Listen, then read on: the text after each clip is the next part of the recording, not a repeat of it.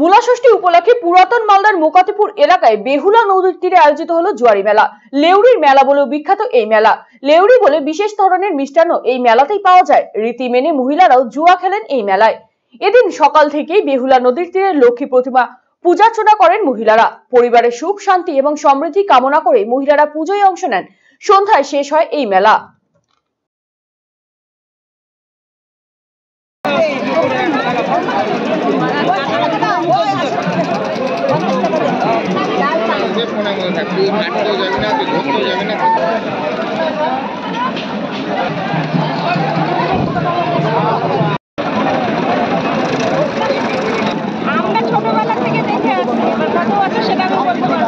বিশেষত কি রয়েছে মেলার?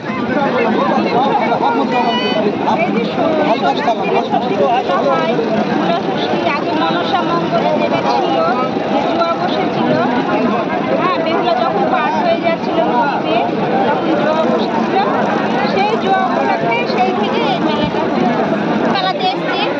মা ষষ্ঠীর পুজো হয় এখানে।